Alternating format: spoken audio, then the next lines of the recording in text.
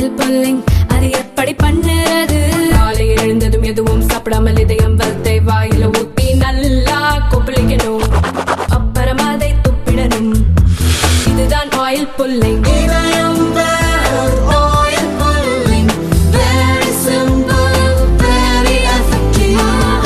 தமிழகத்தில் சென்னை, மதுரை உள்ளிட்ட சில மாநகராட்சி பகுதிகளில் அடுத்த 6 மாதங்களுக்குள் ஆட்சேபரமற்ற புறம்போக்கு நிலங்களில் வசிக்கும் 86,000 பேருக்கு பட்டா வழங்குவதற்கு முதல்வர் ஸ்டாலின் தலைமையிலான அமைச்சரவை கூட்டத்தில் முடிவெடுத்து நடவடிக்கைகள் தொடங்கப்பட்டுள்ளதாக அமைச்சர் KKSSR ராமச்சந்திரன் கூறியுள்ளார். நாட்டுப்புற கலைகள், கலாச்சாரங்களை ஊக்குவிக்கும் நோக்கில் மத்திய அரசின் தென்னக பண்பாட்டு மையம் தஞ்சாவூரில் அமைக்கப்பட உள்ளதாக மத்திய கலாச்சாரத்துறை அமைச்சர் ராஜேந்திர சிங் ஷெகாவத் தெரிவித்துள்ளார். திருப்பரங்குன்றத்தில் மீண்டும் மத கலவரத்தை தூண்ட திமுக கூட்டணி நினைப்பதாக கூறி இந்து முன்னணி கண்டனம். சென்னையில் தாவேகா தலைவர் விஜயை பிரபல அரசியல் வியூக வகுப்பாளர் பிரசாந்த் கிஷோர் சந்தித்து பேசியது அரசியல் களத்தை பரபரப்பாக்கி இருக்கிறது. டெல்லி சட்டசபை தேர்தலில் ஆம் ஆத்மி தோல்வியை சந்தித்த நிலையில் பஞ்சாபில் ஆம் ஆத்மியின் எம்எல்ஏக்கள் உள்ளிட்ட முக்கிய நிர்வாகிகள் 30 பேர் காங்கிரஸில் இணைய உள்ளதாக தகவல் வெளியாகியுள்ளது. சென்னை மெட்ரோ உதவி எண்கள் தொழில்நுட்ப கோளாறு காரணமாக வேலை செய்யாமல் இருந்த நிலையில் அவை தற்போது சரி செய்யப்பட்டுள்ளது என்று மெட்ரோ நிர்வாகம் தெரிவித்துள்ளது. தாவேகா தலைவர் விஜயை பிரபல தேர்தல் வியூக வகுப்பாளர் பிரசாந்த் கிஷோர் சந்தித்த நிலையில் 2026 தேர்தலில் தங்களுடன் இணைந்து பணியாற்றுமாறு விஜய் வலியுறுத்தியதாகவும் அதற்கு பிரசாந்த் கிஷோர் சம்மதித்ததாகவும் தகவல். ஐபேக் நிறுவனம் தனித்து செயல்பட்டு வரும் நிலையில் தாவேகாவுக்கு தனிப்பட்ட முறையில் பிரசாந்த் கிஷோர் ஆலோசனைகளை கூறுவார் என எதிர்பார்ப்பு. திண்டுக்கல் கொடைரோடு அருகே தூத்துக்குடியில் இருந்து ஈரோடு சென்று கொண்டிருந்த ரயிலில் 26 வயது இளம் பெண்ணுக்கு பாலியல் தொல்லை கொடுத்ததாக சதீஷ்குமார் என்பவர் கைது செய்யப்பட்டார்.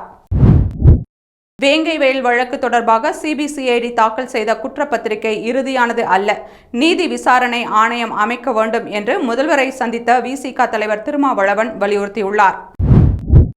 பொங்கல் தொகுப்பில் வழங்கப்படும் இலவச காட்டன் வேட்டி சேலை திட்டத்தில் ஒவ்வொரு ஆண்டும் ஊழல் செய்து கொண்டிருக்கிறார் அமைச்சர் காந்தி என தமிழக பாஜக தலைவர் அண்ணாமலை குற்றம் சாட்டியுள்ளார். அரசுமுறை பயணமாக பிரதமர் மோடி பிரான்ஸ் கிளம்பி சென்றார். இந்த பயணத்தை முடித்துக்கொண்டு அவர் அமெரிக்கா செல்ல உள்ளார். அங்கு அதிபர் டொனால்ட் ட்ரம்ப், டெஸ்லா நிறுவனர் எலான் மஸ்க் ஆகியோரை சந்திக்கிறார். அமைதியும் வளமும் நிறைந்த மிகப்பெரிய நாடு இந்தியா என்று பெங்களூருவில் விமான கண்காட்சியை தொடங்கி வைத்த பாதுகாப்புத்துறை அமைச்சர் ராஜ்நாத் சிங் தெரிவித்துள்ளார். மகாராஷ்டிராவில் இருந்து ரயில் மூலம் கடத்தி வரப்பட்ட 2020 போதை மாத்திரைகளை பறிமுதல் செய்து 3 இளைஞர்களை கோவை மாநகர மதுவிலக்கு போலீசார் கைது செய்துள்ளனர். மக்கள் தொகை கணக்கெடுப்பு நடத்தப்படாததால் 14 கோடி ஏழைகள் பாதிப்படைந்துள்ளனர் என்று காங்கிரஸ் மூத்த தலைவர் சோனியா காந்தி குற்றம் சாட்டியுள்ளார். வடலூரில் வள்ளலார் சத்தியஞான சபையின் தர்மசாலையில் நாளை நடைபெறவுள்ள 154வது தைப்பூச ஜோதி தரிசன விழாவை முன்னிட்டு இஸ்லாமியர் பக்கிரான் தனது வழக்கமான சேவையாக 25 டன் காய்கறி, 2600 கிலோ அரிசி, 5000 குடிநீர் பாட்டில்களை தர்மசாலைக்கு வழங்கியுள்ளார். காங்கிரஸ் கொண்டு வந்த நம்பிக்கையில்லா தீர்மானத்தால் தான் மணிப்பூர் முதல்வர் பிரேன் சிங் ராஜினாமா செய்தார் என்று ராகுல் தெரிவித்துள்ளார். மற்ற நாடுகளில் இருந்து அமெரிக்காவுக்கு இறக்குமதி செய்யப்படும் இரும்பு மற்றும் அலுமினியத்திற்கு 25% வரி விதிக்கப்படும் என்று அமெரிக்க அதிபர் ட்ரம்ப் அறிவிப்பு. புதிய பென்ஷன் திட்டத்தை ரத்து செய்து பழைய பென்ஷன் திட்டத்தை அமல்படுத்த வேண்டும் உள்ளிட்ட 10 கோரிக்கைகளை வலியுறுத்தி தமிழ்நாடு அரசு ஊழியர் சங்கம் சார்பில் மாவட்ட ஆட்சியர் அலுவலகம் எதிரே 24 மணி நேர தர்ணா போராட்டம். கோவையில் பெண்களை பின்தொடர்ந்து வந்த மர்ம நபர் தனியார் காவலாளியை தாக்கி பெண்கள் விடுதிக்குள் புகுந்த சிசிடிவி காட்சிகள் வெளியாகி பரபரப்பை ஏற்படுத்தியுள்ளது. டெல்லியில் புதிதாக கட்டப்பட்டுள்ள அதிமுக அலுவலகத்தை அக்கட்சியின் பொதுச் செயலாளர் எடப்பாடி பழனிசாமி சென்னையில் இருந்து காணொலி காட்சி மூலமாக இன்று திறந்து வைத்தார். தமிழகத்தில் உள்ளாட்சி அமைப்புகளின் மின் கட்டண பாக்கி கடந்த 3 ஆண்டுகளில் மட்டும் 3351 கோடி ரூபாய் அதிகரித்துள்ளது. 7வது ஊதிய குழுவில் களையப்படாமல் உள்ள ஊழியர்களுக்கான ஊதிய முரண்பாடுகளை 8வது ஊதிய குழுவில் தீர்க்க வேண்டும் என அகில இந்திய பாதுகாப்பு ஊழியர் சம்மேளனம் வலியுறுத்தல். உத்தரப்பிரதேசத்தின் பிரயாக்ராஜில் நடைபெற்று வரும் மகா கும்பமேளாவில் திரிவேணி சங்கமத்தில் குடியரசுத் தலைவர் திரௌபதி முர்மு புனித நீராடினார். கடலூரில் நூற்றாண்டு புகழ்பெற்ற பாமா ருக்மணி சமேத வேணுகோபால சுவாமி திருக்கோவில் கும்பாபிஷேக விழா வெகு விமர்சையாக நடைபெற்றது. பெரியார் குறித்து அவதூறு கருத்து தெரிவித்த வழக்கில் நேரில் ஆஜராக சீமானுக்கு வடலூர் போலீசார் சம்மன் கொடுத்துள்ளனர். மணிப்பூரில் நிகழ்ந்து கொண்டிருக்கும் சம்பவங்களை விசாரிக்க நடுநிலையான தனி ஆணையத்தை அமைக்க வேண்டும் என்று திமுக எம்பி கனிமொழி வலியுறுத்தியுள்ளார். ஜாக்டோ ஜியோ அறிவித்துள்ள போராட்டத்தில் தமிழக ஆரம்ப பள்ளி ஆசிரியர் சங்கம் சார்பாக 100% ஆசிரியர்கள் கலந்து கொள்வார்கள் என அதன் பொதுச் செயலாளர் ஜான் வெஸ்லி, மாநில தலைவர் தீன தயாள், மாநில பொருளாளர் ருக்மங்கதான் ஆகியோர் கூட்டறிக்கை. இலங்கை கடற்படையினரால் கைது செய்யப்பட்டு இலங்கை சிறையில் இருக்கும் தமிழக மீனவர்களை விடுவித்து பறிமுதல் செய்யப்பட்டுள்ள படகுகளையும் திரும்ப ஒப்படைக்க வேண்டும் என்று மத்திய அரசை தமிழக காங்கிரஸ் கமிட்டி தலைவர் செல்வ பெருந்தகை வலியுறுத்தியுள்ளார். சந்தன கடத்தல் வீரப்பனின் உறவினர் அர்ஜுனின் சந்தேக மரணம் குறித்து 30 ஆண்டுகளுக்கு பிறகு விசாரணை நடத்த உத்தரவிட முடியாது என சென்னை உயர்நீதிமன்றம் உத்தரவிட்டுள்ளது. அத்திக்கடவு அவிநாசி திட்ட விழாவை புறக்கணிக்கிறேன் என்பதை காட்டிலும் என்னுடைய உணர்வுகளை வெளிப்படுத்தி இருக்கிறேன் என்று எடுத்துக்கொள்ளலாம் என அதிமுக முன்னாள் அமைச்சர் செங்கோட்டையன் கூறியுள்ளார். ஈரோடு கிழக்கு தொகுதி எம்எல்ஏவாக வி.சி. சந்திரகுமார் பதவியேற்றுக் கொண்டார். சென்னை தலைமைச் செயலகத்தில் முதல்வர் ஸ்டாலின் அருகில் இருக்க சபாநாயகர் அப்பாவு அவருக்கு பதவி பிரமாணம் செய்து வைத்தார். தமிழகத்தில் இன்று முதல் 15ஆம் தேதி வரை வறண்ட வானிலை நிலவக்கூடும் என்று வானிலை ஆய்வு மையம் தெரிவித்துள்ளது. கொடுங்கையூர் எம்.ஆர். நகரில் தாவேகா வடசென்னை மாவட்டம் சார்பில் 33வது விலையில்லா விருந்தகத்தை கட்சியின் பொதுச் செயலாளர் ஆனந்த் திறந்து வைத்தார்.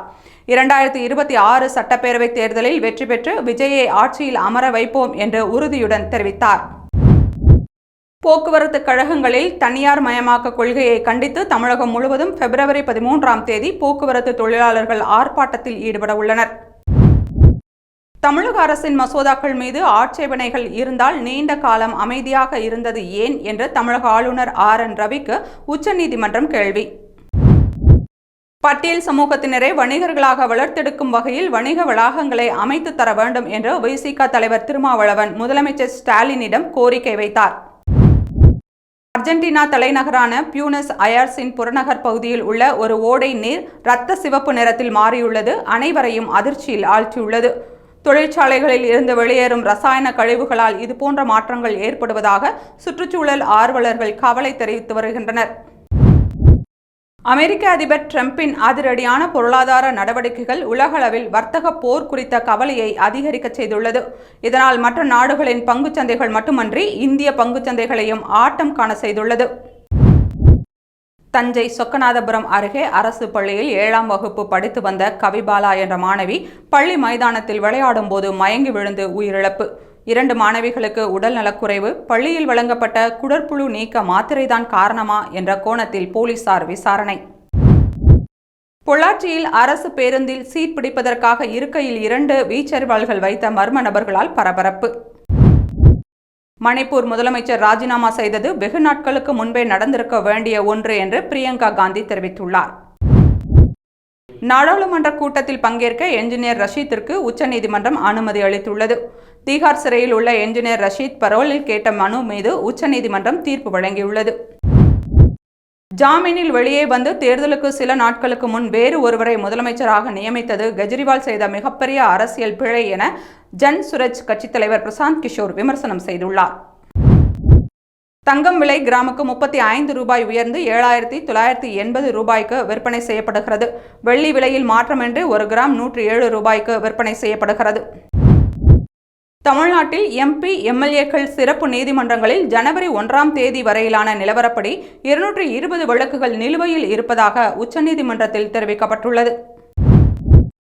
மணிப்பூரில் நடந்த இனக்கலவரத்திற்கு பிரதமர் மோடியும் உள்துறை அமைச்சர் அமித்ஷாவும் பொறுப்பேற்க வேண்டும். கனிமொழி காட்டம். முகூர்த்த நாள் மற்றும் தைப்பூசத்தை முன்னிட்டு கோயம்பேடு மார்க்கெட்டில் அனைத்து பூக்களின் விலையும் கிடுகிடுவென உயர்ந்துள்ளது. இன்று 1 கிலோ மல்லி 2,400 ரூபாயிலிருந்து 3,600க்கு விற்பனையானது. கும்பமேளாவுக்கு செல்லும் பக்தர்கள் 2 நாட்கள் வரை வாகனத்திலேயே தங்கும் அளவிற்கு வாகன நெரிசல் ஏற்பட்டுள்ளதால் வாகன நெரிசலில் சிக்கிய பக்தர்களுக்கு மத்திய பிரதேச காவல்துறை உணவு வழங்கி வருகிறது.